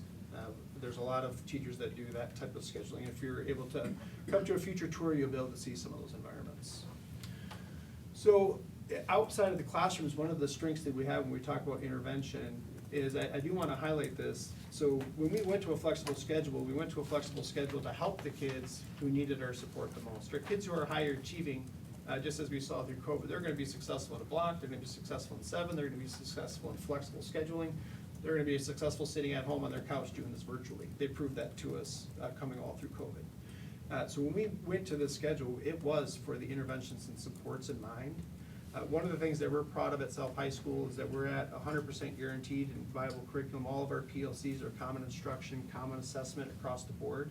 But for all of our inclusion efforts, where our kids in special education who are learning English through the multilingual, in our multilingual program, or our students who are at risk, we are able to keep our students in the mainstream environments with their age-appropriate peers, but then do a lot of co-planning and co-teaching to help those kids access the grade level learning. And we do that by doing in special ed and multilingual classrooms, wraparound instruction. So our ML teachers and our SPED teachers are able to co-plan with the regular ed teachers. And then in addition to English, a student in special education will have anywhere from 25 minutes to 90 minutes of wraparound instruction to help them reteach, pre-teach, get achievement-related support to be successful in that regular ed environment. So there's a lot of things that are listed there that you've been able to see that we were simply able to do because of the flexibility in our schedule. So the other, so getting outside of instruction, those required places where kids are doing things for credit, we have the setup that helps interventions and supports around our academic learning time. And what we have on this schedule that you see, everything that you see scheduled, circled in red or orange or black, that is academic learning time for our students. And we have a two-tiered system within our building. We have privilege and we have structured. So for the most part, many of our students who are doing well academically, they're going to have privilege, which means they'll have their academic learning time in their schedule. If they're ninth grade, they're in that guided study hall that we talked about a little bit 2 weeks ago, or they're in our commons, which is a privileged environment. And those students during that time can utilize that time to, of course, work on their studies. They can visit resource rooms, they can go to the library, and do what they need. When students are not meeting our expectations for academics, we will structure their time and have them in our required resource rooms. We have resource rooms for math, science, social studies, and English, which we're able to put kids into for interventions of as short as 2 weeks and interventions as long as a quarter to get them the supports they need to get caught up and access the learning that they need to access. So we have that structure. We talked about it for the freshmen a few weeks ago. We do that right out the gate. Students coming out of middle school are going into that structured environment. And we did 4.5 weeks in just to shake up on the kids who were doing well and the kids who needed more intervention. So there's a live opportunity there for us to implement interventions as well. One of the things that I will mention is a couple of the partnerships that we have that we talked about, where we're partnering with Big Brothers, Big Sisters for the B grade graduate. We're partnering with Mentor U through Big Brothers, Big Sisters. We're able to put those types of groups and those other types of interventions in special ed through our counseling center, through our partners, through PATH, for example. We're able to put those interventions into our schedule without kids missing academics. So they can get their mental health counseling without it being in place of math for a day, for example. So when we implement our schedule, some of the environment, one of the things that you hear a lot about is the attendance. We know that what we do at South High School with a flexible schedule is we do what's called positive attendance. So at the start of the day, all of our kids are marked absent and are required to scan in through scanners that look like this in every one of our learning environments. And when you look at a kid's attendance, when you look at 30 mods, you can see in that very top one, this goes back to 2019, but it's the same scenarios that we have, that the kids are all marked absent. As they're going through their day, they're scanning into the environments that they're required to be in. And then the U's become positive attendance, and then overnight, anything that was scanned in as positive gets changed, just disappears and shows that the kids were where they needed to be. So when we look at that attendance, you can see, I gave you an example here that shows this kid's missing some classes, maybe hiding in the bathroom, or just simply not scanning, whatever it might be. We have all kinds of scenarios that we're working with kids and all of our structures on being the locations. But we have a lot of systems in place where we're scanning and verifying that attendance. We run reports that would help clear things up. And Mr. Laster asked last time, hey, how are you doing with that conflict issue? That's been resolved with simply setting up the system where kids can scan out when they have to go to that next class. So one of the things that has happened with us is that when we went to this positive attendance, we had that 2%, 3% dip in our attendance right off the bat, because our kids are taking on that accountability of doing attendance. Our teachers are helping, of course, with scan and verify, but it does change the metric a little bit when you're taking attendance in a large school. So the other big feature of our schedule is that we allow our classes to overlap. This is something that's probably has come to. So when we talk about an overlap, in this schedule example, The 3 areas that are circled in yellow would be what's called conflicts, and the mods that are in conflict are shaded in red. So the one that I will talk about is the one that you see on Friday towards the end of the day. So there's a 1 mod conflict between Chinese and orchestra. So the last mod of Chinese is in conflict with the first mod of orchestra. So we work through a process called conflict resolution, where we work with our kids over the course of 2 weeks. They go through their schedule, and they work with the teachers on completing a conflict resolution form, where they will work with the teacher on how they're gonna manage that conflict. So they can either, 1, trust or ignore it, that they can split the mods, they can alternate class week to week, and we document that through this process. For the most part, most of our teachers go with, I'm just gonna trust the student, they know more than I. If they need to stay in math longer or stay a mod longer in Chinese, because they're taking a test or a quiz and coming to orchestra late, or they're gonna leave Chinese a mod early, because they wanna get to orchestra for the rehearsal, because they got a concert on Monday. So we do, a lot of teachers, I would say 75% will just go with trust on those conflicts, regardless of the size of that conflict. So, so that kind of covers the nuts and bolts of it, and we'll hold questions to the end, because I want to get through some of the metrics. This slide that you see is an example of a brochure that we hand out to every single 8th grade family. When the 8th grade counselors are doing their academic and career planning conferences at Horace Mann and at Farnsworth, every family is getting this brochure, and the counselors at those levels are going through and just giving a brief piece. So this is their first kind of introduction that kind of breaks it down into 4 boxes to explain the schedule. So what are the measures for success? This was a request of the board of like, what are we doing to measure that success? And I appreciate what Jake was able to do before. So that very first piece, the reason why we went to this around collaboration, our goal was to create a schedule to allow teachers to collaborate through professional learning communities. We're proud to share that we're 100% PLC implementation with 100% commitment to common curriculum and instruction in all of our courses. We have 90 minutes of collaboration that happens during the week in any of our courses that have more than 1 teacher. And we, as we shared last time, we're doing a good job of aligning the stuff that we're doing with the ACT, college and career readiness benchmarks and standards.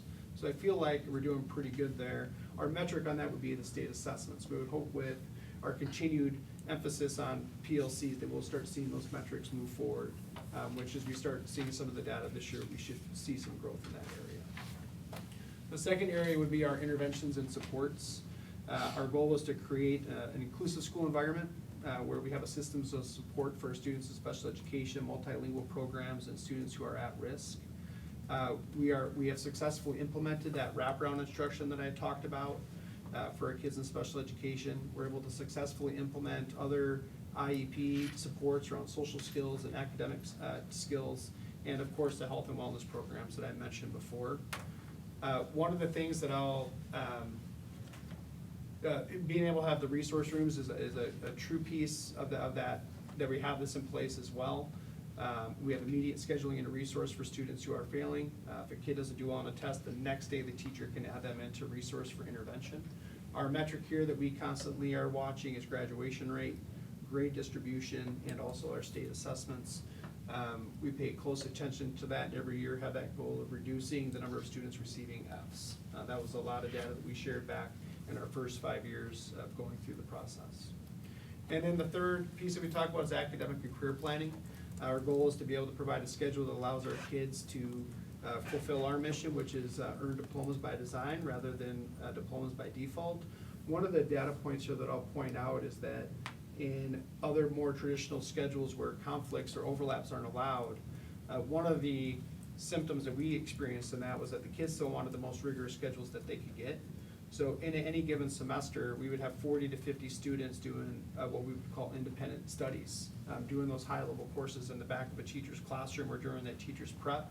We're down to maybe 5 to 10 of those types of independent studies because the teachers and the students would rather have more of a hybrid. I like to be in that class as much as possible with my peers versus trying to do it all on my own. We've also have been able to put a pretty strong focus on our pathways of manufacturing, computer science, as you can see.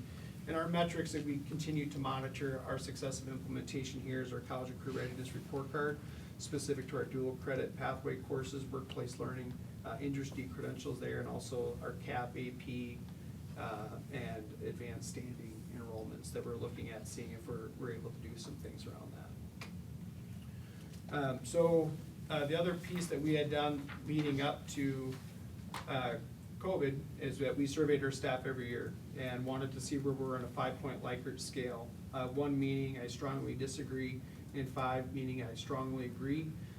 Over time, this is how our teachers scored on answering the question of overall, I'm pleased with the FlexMod schedule. You can see that from 2016 through 2019, we were right around that 3.4, 3.5. We surveyed our staff this year, and a staff that's had pretty much 50% turnover since the implementation of FlexMod, and we came back at a higher rating at 3.6, surveying 67 of our teachers who participated in that survey. So our teachers are still on board. This next slide shows you that very specific breakdown of the 64 who responded to the assessment. You can see this just gives you a little bit better understanding of how that breaks down, but essentially 64% of our staff are in the agree to strongly agree that this is a schedule we want to keep working on, trying to accomplish our goals as a school. We didn't do a student survey, but each year that we were surveying our students leading up to COVID, the popularity of FlexMod with our students increased up to a 3.9 in 2019, the last time that we surveyed students, but we did not survey students this time around. So that gets me through a quick excerpt. I will be getting some dates out for you to be able to have an opportunity to tour. I will give it's about a 2-hour opportunity just to be able to go through this presentation one more time and then be able to walk the building and check out some PLCs, check in with kids, just see how that passing time works when kids are kind of in movement, essentially every 10 minutes after about the 3rd mod of the day, depending on when their classes are ending and starting. So I hope that all of you, each of you are able to participate in that when we do those tours, but look forward to questions at this point. Any questions? Go I ahead. have a couple. What does 100% PLC implementation mean? Yeah, so at South High School, for all of our classes that have more than one teacher, they are collaborating together in a professional learning community. So they're not working, they're not teaching the same curriculum parallel of each other. They're teaching it in collaboration and sharing those students throughout the week by co-teaching. Okay, so when I was working on this, researching it, there is a lack of research on how FlexMod has played out. I'm sure you know that. Yep. There's a lot more research on Flex, or on Block and on 7, just a lot more comparative data. So what I did find was where schools continued FlexMod after initial period was based on teacher buy-in followed by student buy-in. That the higher those were, the more successful the district found FlexMod. So with your staff being at just over 60, or at 3.7, is that what that was? 3.6. 3.6. What have you heard the teachers say they feel is lacking that is preventing them from having a higher approval rating of the schedule? Yeah, so part of that survey was open-ended questions of what are your concerns, what do you suggest for improvement? The 2 big areas that still come through with our staff, one would be the sharing of the students.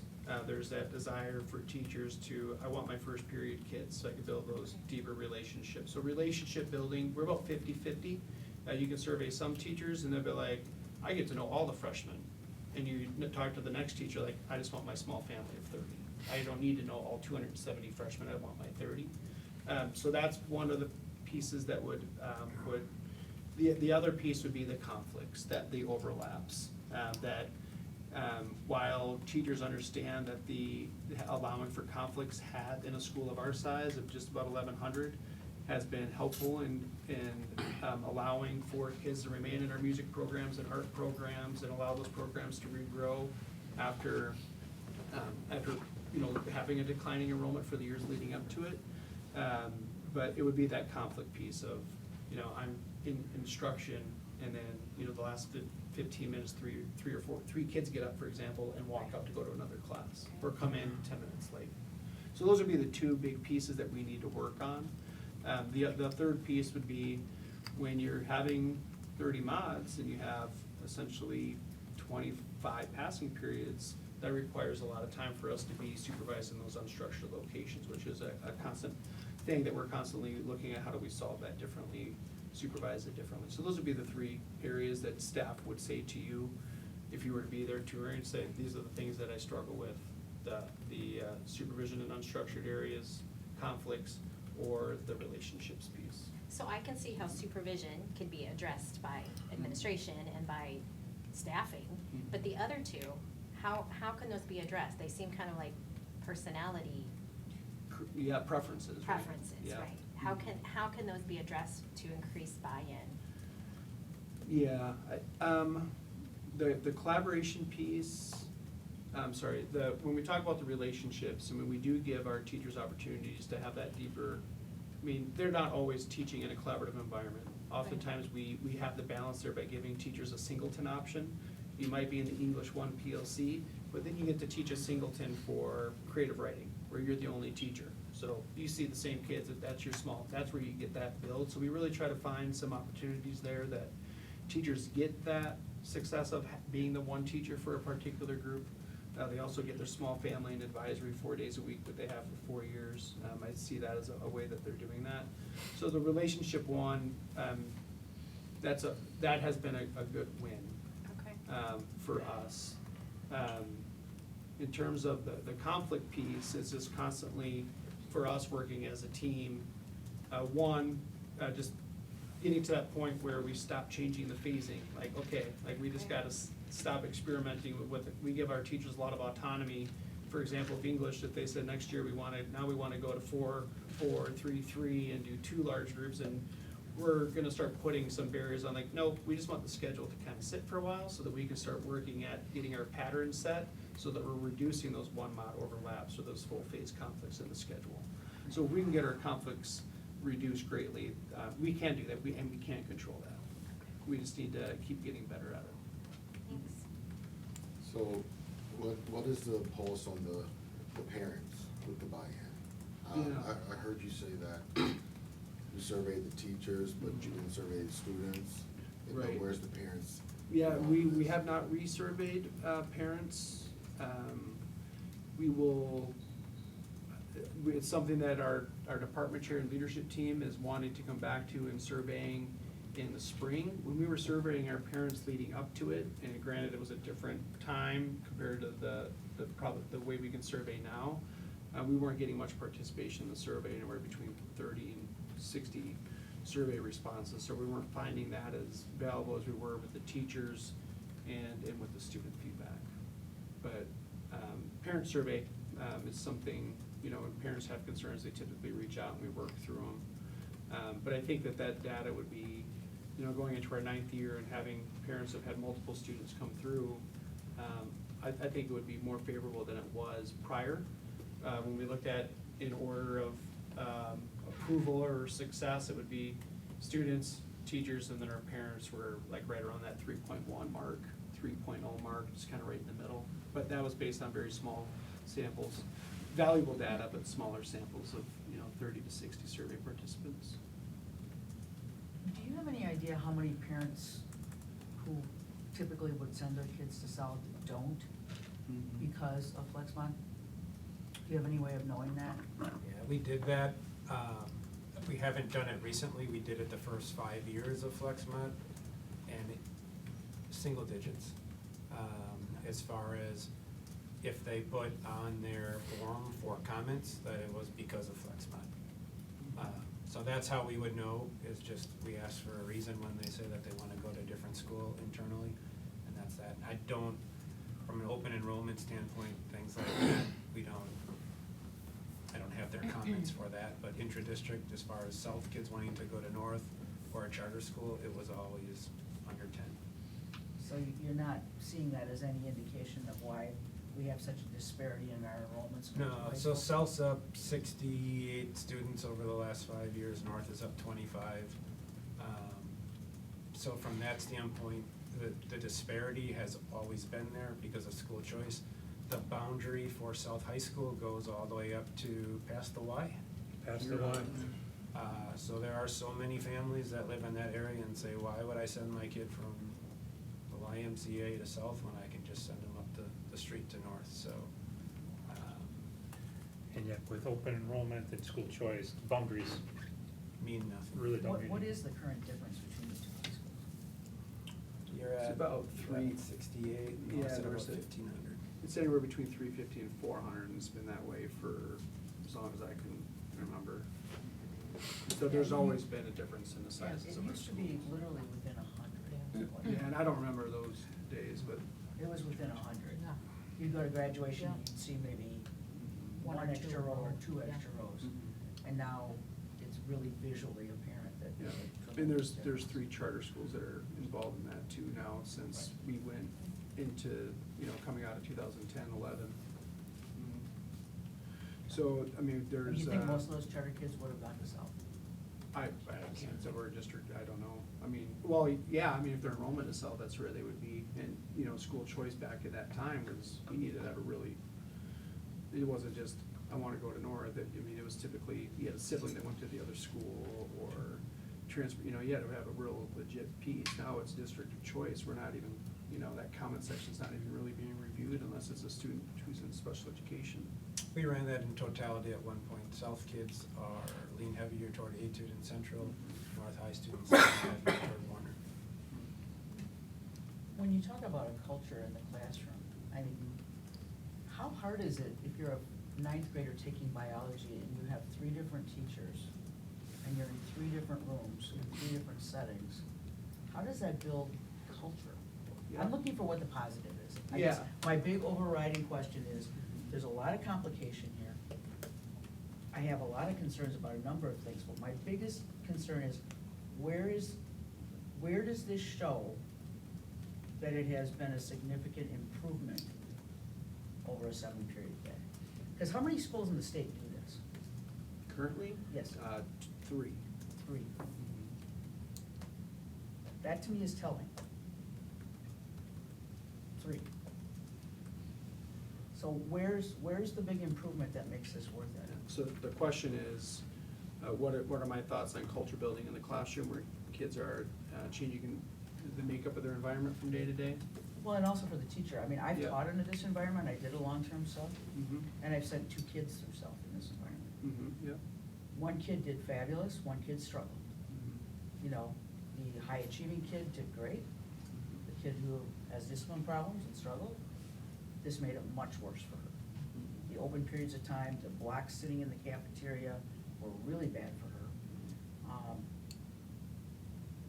So for the kids who struggle, I mean, I still remember that, I don't even know if we do these initials anymore, but RTI. I mean, that was a big part of this, was that the kids were going to get the remediation required by RTI during the school day, which I was hugely in favor of, because they don't come after school. Right. If you've got a kid who doesn't like school to start with and isn't doing well, saying come in for extra help before or after school has a very small chance of being successful. Correct. But during the school day, they would do better. Mhm. So do we have documentation to show, not us putting them in resource, but are they coming on their own and getting help? And is their achievement dramatically improved Yeah. as a result? We don't track the workflow of our resource rooms, but we know that anecdotally our kids value the opportunities to be able to, for missing school for whatever reasons, the opportunities of dropping into resource rooms to make up that quiz that's there for them, make up that test, turn in homework to get it to teachers. We do have kids that are utilizing those spaces in that way.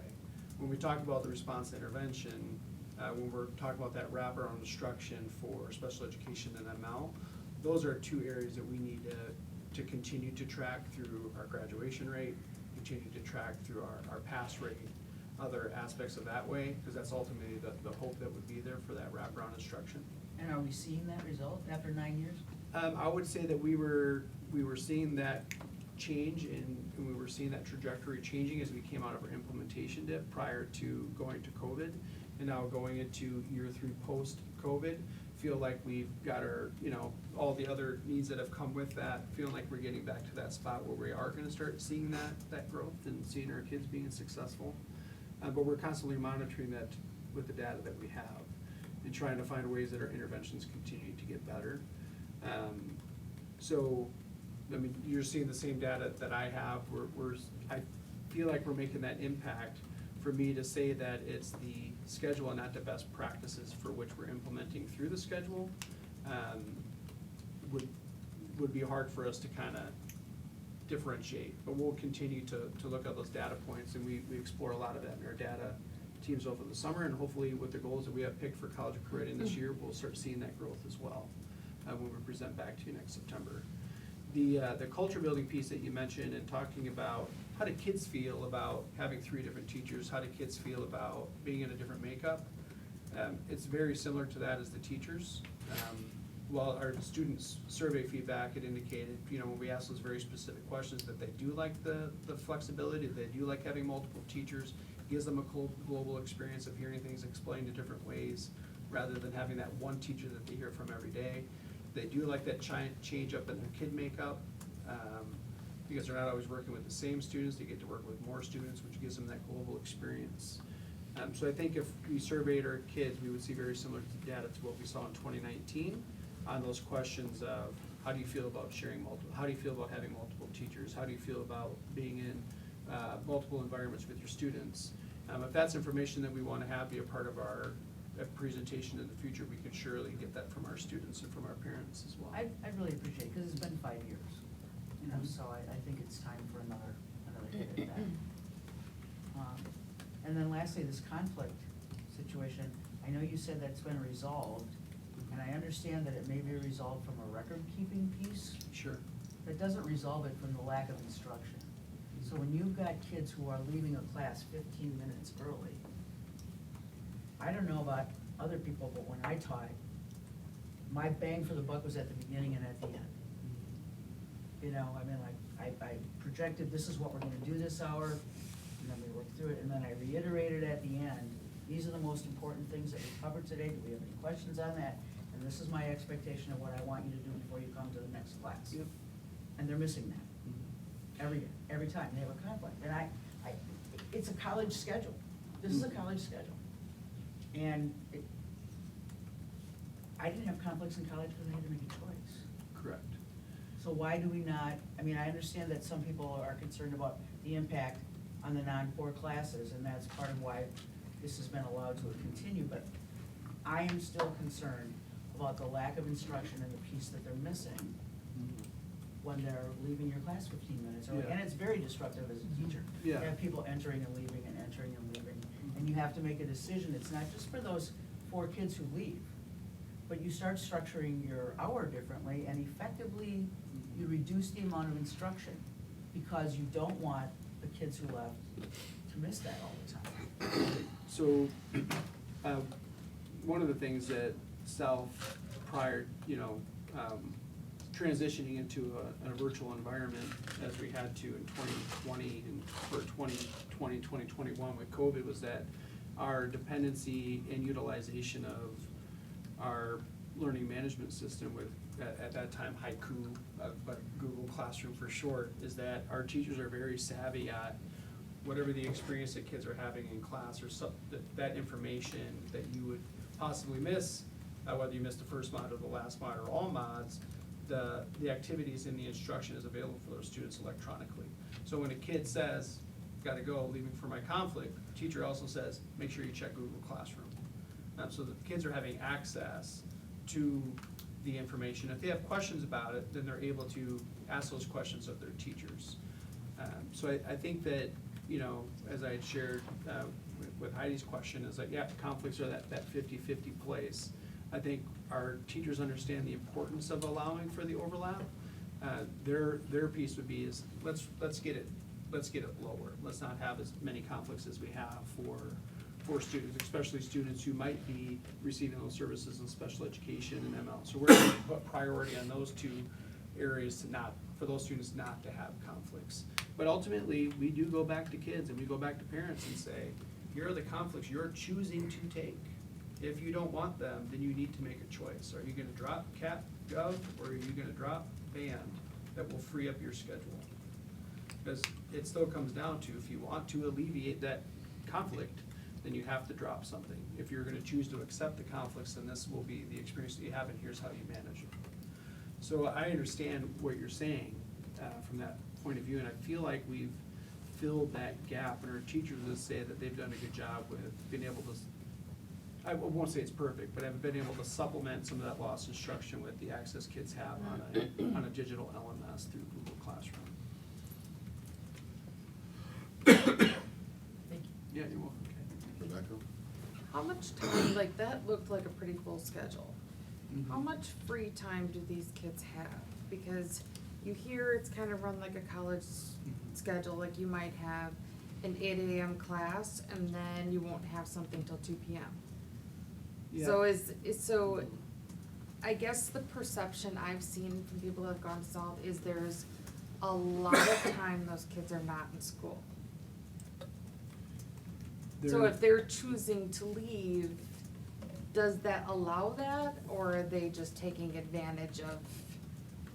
Yeah, so I would say if in a 7-period day, if a student took a study hall, that would be essentially 5 hours of study hall a week, right? Right. It's 1 hour of class just to use it. So we are a little bit higher than that. Our average kid who's taking 6 classes is probably getting 7 hours of academic learning time that's dispersed throughout their schedule. So you might have a student, especially in the upper grades, especially if they start absorbing conflict, right? Because now I'm in 2 places at the same time.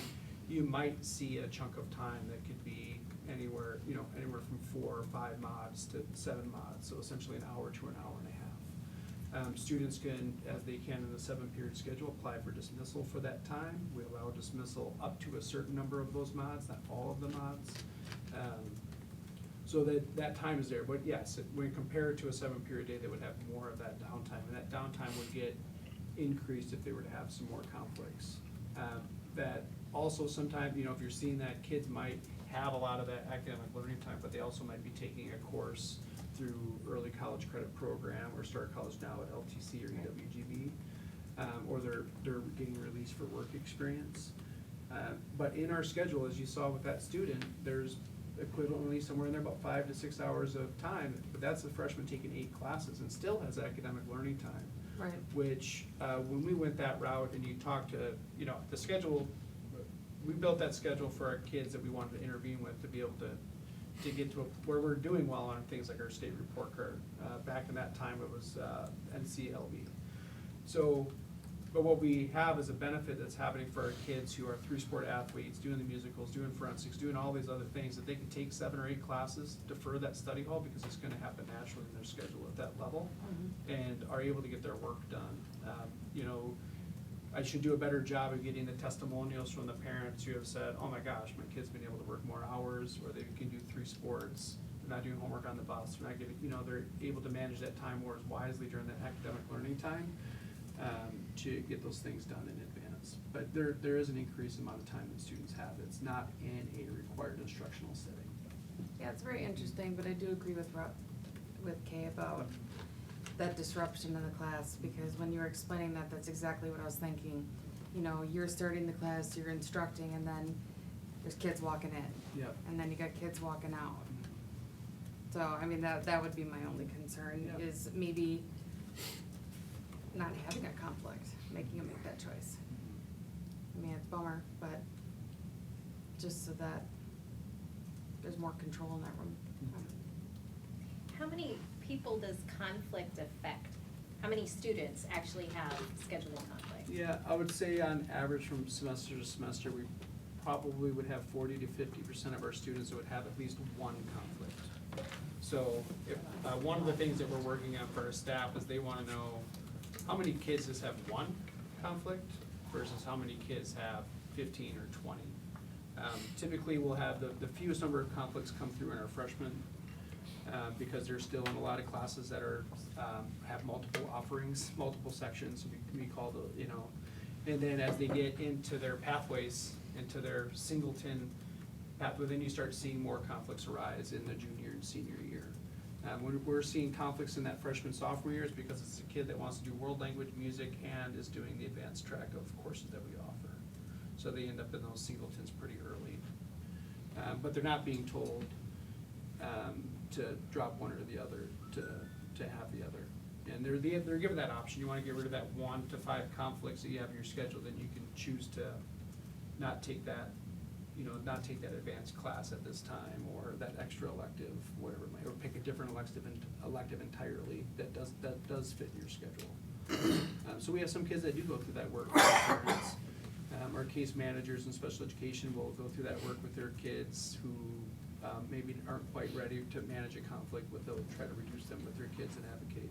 But so I would say, we're about 40 to 50% of our kids will have at least one conflict. We're gonna spend some time based on the feedback we got from our teachers on this survey of, let's break that down by kids with 1 mod conflict, 2 or more, 3 or more, 4 or more, up to full phase conflicts for 2 courses that meet at the same time every day. But the kid said, I wanna do it, and the teachers have both agreed to do it. Because a teacher in that conflict resolution process can say, Heidi, I'm not managing this conflict with you. You are, I'm only gonna see you once a week, and then I have to share you with band the other 3 days a week. It's just not gonna work. So either find a different class, or those kids will then say, can I please do an independent study, and the teachers maybe can work that out. So. Thank you. Any other questions?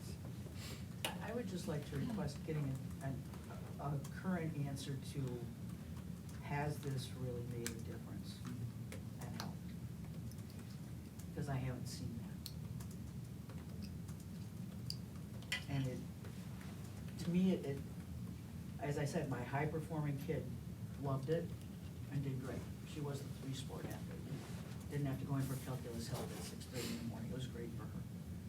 But it was designed, I was sold on this idea when it was presented, not for those kids. As you said, those kids will do well in any setting. It was designed for our kids who struggle, and I'd like some feedback to see if that's making a difference for them on graduation rate, grade distribution, and the state assessment, the 3 things that were on the slide for the metrics that you're looking to see. It's a lot for kids in special ed. It's a lot for kids who don't speak English as their primary language to come into a building and have to go to all these different places and have all these different teachers and have your schedule change on a daily basis, especially for freshmen. It's a lot. And I'd like to know that putting them through that is worth it. Thank you, Ken.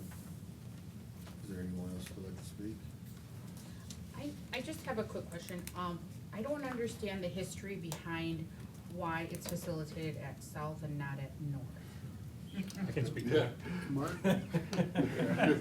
One of the, There was a when they rebellion. took the survey on the teacher buy-in, it was not high enough Yeah.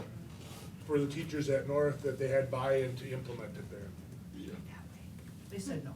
Yeah, it was pretty close to a rebellion on the teacher's part. It's like, no, we're not interested. Whereas at South, they were very, very much more interested than at North. Do you remember what the numbers were, Sam? Yeah,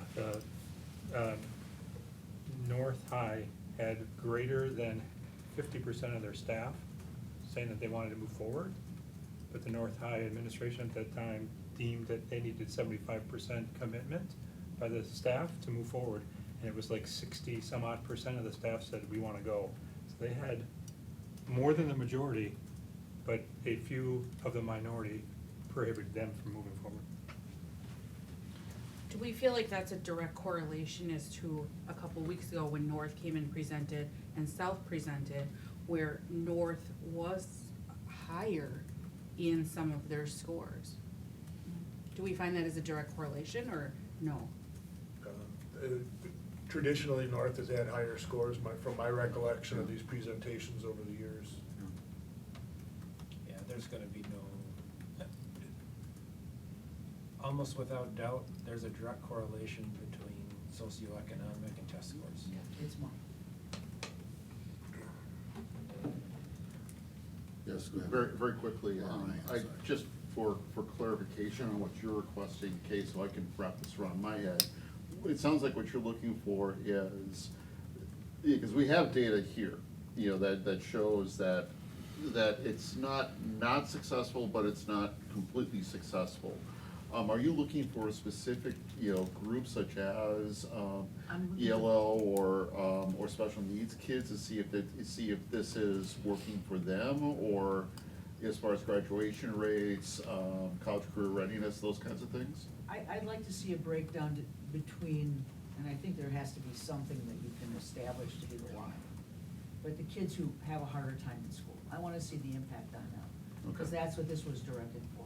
And that may or may not be English language or special ed, Mhm. it may not be. I just use that as an I'm not gonna example. assume that, but it could Yeah. well be. But it's definitely kids who are not, they're failing a certain number of classes, or their grade points below a certain level. I'd like to see the kids who are having a harder time, does this help them? Okay. Because that, I think, was what it was designed to do. And did I hear it, I could have misinterpreted, but did it say that the bottom 20% of the kids, this does not help? I didn't. No, we've looked at it from that standpoint. We can get you the data and you guys can grapple with it the same way that we do. It's not going to be conclusive. And Heidi will tell you that if she researched schedules, there was no research that said this schedule is the silver bullet. If it was, every district in the world would be using the schedule, right? That's the hardest piece in all of this, is that it's just not going to be there. So we have that data, we'll bring it forward, we'll talk about it, we'll look at it. By all means, we should. I think you're gonna have a really hard time, the same way we do, of saying, oh yeah, that's the schedule. Those schools, if I may interject, those schools that were up on the sheet that Jake talked about, every one of those schools has a different schedule.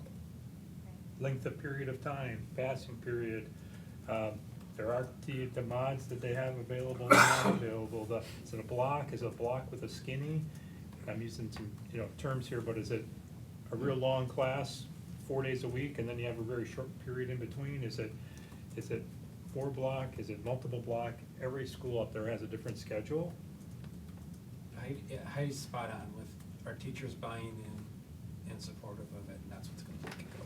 Well, comparative evaluation across all scheduling, there's no strong winner anywhere. It's too hard to I keep use asking comparative the question though, evaluation. why are there only 2 other schools in the whole state doing this?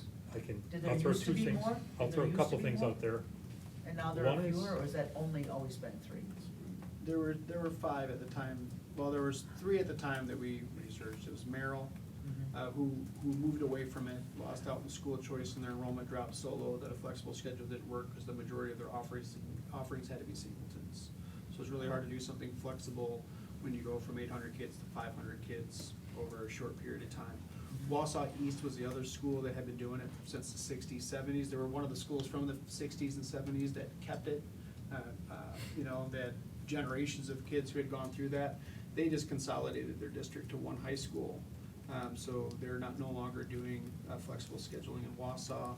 Pulaski is the other school that is doing flexible scheduling, and they've been doing it for the same timeline as us. And then there's Pius in Milwaukee does they do a flexible scheduling similar to ours, but they also, it's more of a modified block skinny that Seth had referenced. So there's really the Wausau. Was that?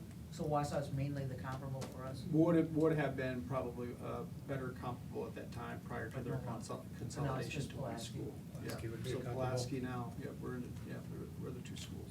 Outside of the context that I had with principals, outside of the state, which, who are doing it, and just, everyone does it a little bit different, a little bit more unique.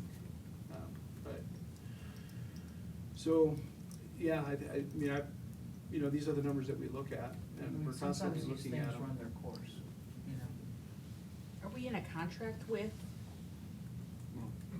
Skyward. We're not, it's, Yeah. but I think where you're going there too is it's a hard, it's got acceptance from staff at a pretty high level, right? And you could flip that on North and say, well, 60% of their staff wanted it and they didn't get it, so that means they went forward with a schedule that only 40% support. That's a hard benchmark to land on.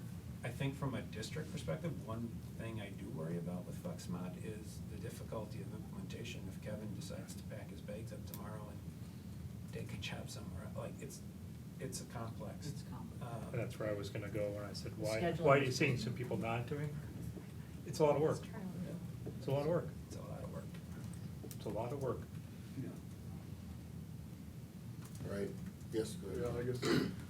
I guess from my perspective, and maybe Ryan could correct me, but when we were initially looking at it, it was just sold as something that is a different way of doing things, not necessarily sold that it was going to give us leaps and bounds of, of much better results, but that there was advantages for our high-performing students having the ability to take multiple higher-level classes and being able to be successful at that. And it was giving us other opportunities for interventions for our students that weren't functioning as well. So it was kind of a two-headed coin in that sense. And that's, I'll be honest, I haven't, over the years, I, wasn't sold on it initially, but I think that our performance evaluations that we're getting back from, that Jake reports out on, I'm not sold that they would be better or worse because of the schedule at this point, my humble opinion. That I think it's the same, I'm trying to think, whatever, it's the same group of kids. And, I think it's, especially for us, because we all were traditional it's hard for us to wrap our head around it, but I think that there's definitely some advantages, especially the way Kevin was explaining the data assistance now that teachers are able to provide, in electronic form, that, none of us were accustomed to having that resource. And I think there's certainly advantages to it that, and that unless can hang my hat on a reason why it needs to go back to traditional, if the staff we've got buy-in from staff and students, and, the parents aren't pulling kids out of there because of the schedule, that I think it, harkening back to why we liked it for our high-achieving kids and our low-achieving kids, I think are still valid reasons. Well, I challenge the board to bring some positive ways to hopefully bring some positive change to the flex mod if we can, versus attacking it. I shouldn't say attacking it, but the concerns. So, my oldest son went through flex mod, wasn't the greatest, but obviously he's 24 now, so things have changed through the time. So I just challenge us to come with something that could possibly bring change to a positive for flex mod if we can see fit. Yeah, well, I appreciate the constructive feedback, I do, and I always invite anyone to ask questions and come check out the school. I think one of the best supports that the board could provide South and provide me is that when parents do come forward saying, I have questions about FlexMod, please give me an opportunity to meet with them and talk through it, so that we can have that conversation. Usually that conversation leads into an hour conversation around things and leads into all kinds of other good conversations about how we can try to utilize our schedule and our supports and our ability to help their kid be successful.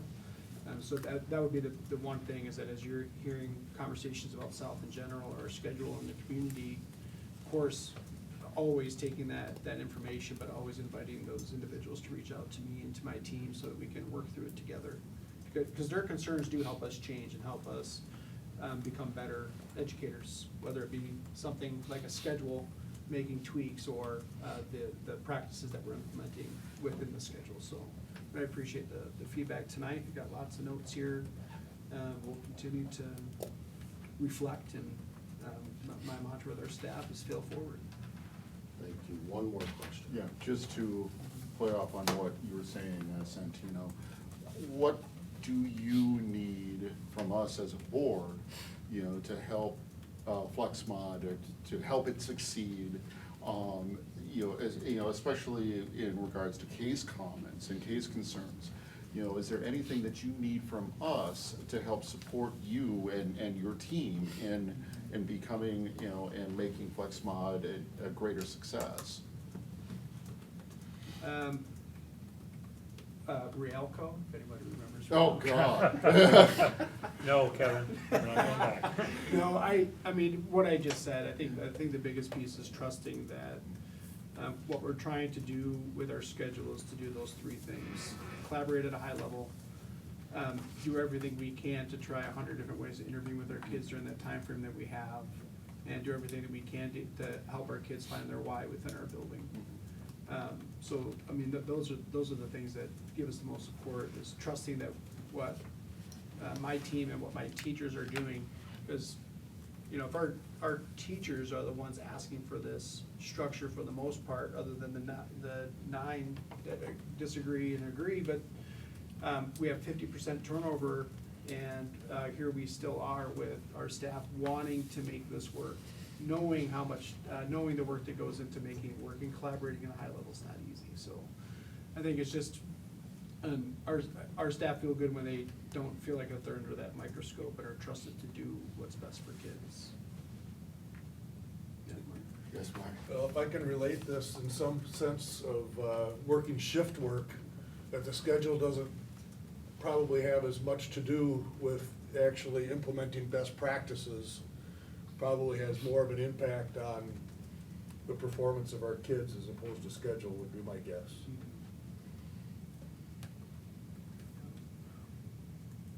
Thank you.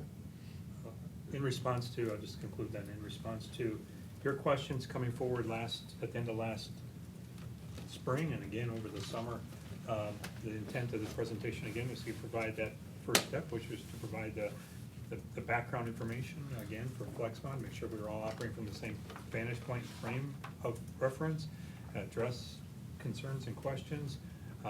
Obviously, we were gonna do this presentation a month ago, and we pushed it back just due to our schedule. And we'll come back in the future, as we talked about, and Jake and his team will be coming with some additional data, and Kelly, some additional data, et cetera, for about all of our schools. So appreciate the intent, being attentive and paying attention to the material, as well as the great questions and comments. So thank you, Kevin and Jake, Thank you. appreciate your presentation. And then look for that email for the dates in end of October. We'll run that through our office. Yes, to be able to get some of those tours with us. Appreciate it, thank you. Thank you. All right, is there a motion to adjourn? So moving. Second? Second. All in favor? Aye. Motion carries. Have a good night. Sorry that wasn't 15 minutes.